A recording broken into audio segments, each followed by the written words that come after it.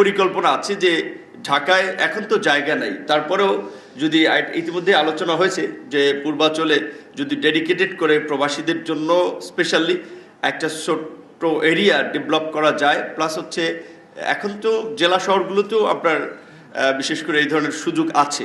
So সেই জায়গা থেকে আমরা জেলা পর্যায়ে এটা চিন্তা ভাবনা করছি। বাকিটা আমার প্রধানমন্ত্রীর দিক নির্দেশনা এবং আমাদের পরবর্তী ফিজিবিলিটি যাচাই বাছাই করে সেটার বিষয়ে একটা পদক্ষেপ নেওয়া হবে।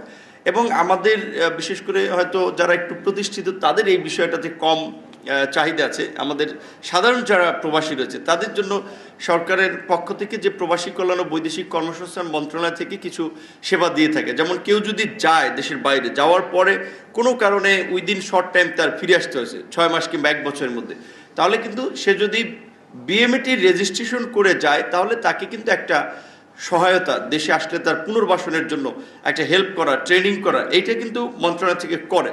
কিন্তু অনেকে বিএমইটি করে যায় না, যেই কারণে ওই আপনার ক্ষতিপূরণটা বা সেবাটা পায় না। এই যে যুদ্ধের সময় আমাদের যে সমস্ত বাংলাদেশিরা মারা গিয়েছে, এটা তো নিঃসন্দেহে আমাদের জন্য একটা দুঃখজনক ঘটনা। কিন্তু তারপরেও যাদের ওই বিএমইটি কার্ড ছিল তাদের পরিবারকে কিন্তু আমরা সর্বসাকুল্যে প্রথমে যেটা অ্যাজ ইউজুয়াল 35,000 টাকা দেয় তাদের দাফনের জন্য, এই সময় আরও 50,000 টাকা সেটা ইনক্রিজ করে 85,000 টাকা দেওয়া হয়েছে।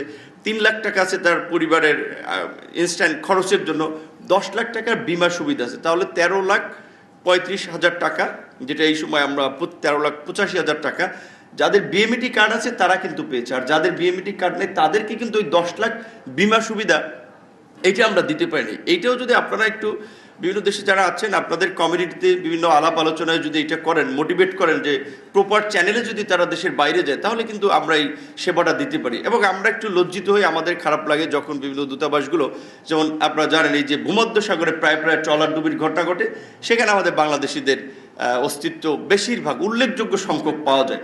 তখন এই সমস্ত দূতাবাস থেকে দেশ থেকে বলা হয় তোমাদের দেশের নাগরিকরা যে অবৈধ পথে যাচ্ছে এটা থামাইতে পারতেছো না কেন, তোমরা এটা ব্যবস্থা নাও। তো এইখানে কিন্তু আমাদের একটু বিব্রত হতে হয় এবং এটা দেশের ইমেজের একটা প্রশ্ন।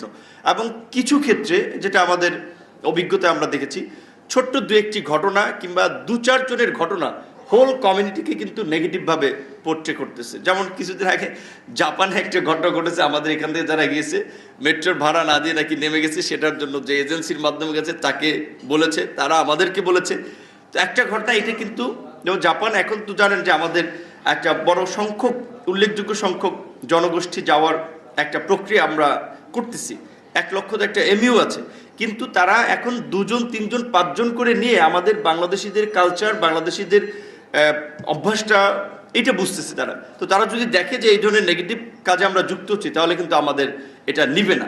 কিছুদিন আমি আপনাকে আমাদের মাননীয় প্রতিমন্ত্রী তাকে বলেছিলাম, কারণ যারা ওয়ার্কিং ভিসায় যাচ্ছে তারা তো আমাদের মিনিস্ট্রিতে আসে যে আপনার ভিয়েতনামে আমাদের ভিসা বন্ধ। কেন বন্ধ সেটা তো একটা রিজন আছে। আমাদের লোকেরা গিয়েছে ভিয়েতনাম, ওখানে নাই, ওখান থেকে হাওয়া হয়ে গেছে। তো তারা বলছে তাহলে তোমাদের দেশের লোকরা আসছে এখান তো নাই, তাহলে আমরা কেন ভিসা দেবো? সেম প্রবলেম রোমানিয়াতে। তো এইটা আমাদের জন্য বিশেষ করে বাজার, আমাদের চাকরি, বিভিন্ন ক্ষেত্রে বাইরের যে সম্ভাবনা, এই গুটি কয়েক ব্যক্তির কারণে কিন্তু আমরা এটা ক্ষতিগ্রস্ত হচ্ছি। সো আমাদের অনুরোধ থাকবে, এখানে মিডিয়ার ভাইরা আছেন, মিডিয়ার মাধ্যমে বিশেষ করে যারা টেলিভিশন বিভিন্ন প্রোগ্রাম হোস্ট করে, টক শো আলোচনা, তাদের আলোচনা এই বিষয়টা যেন উঠে আসে।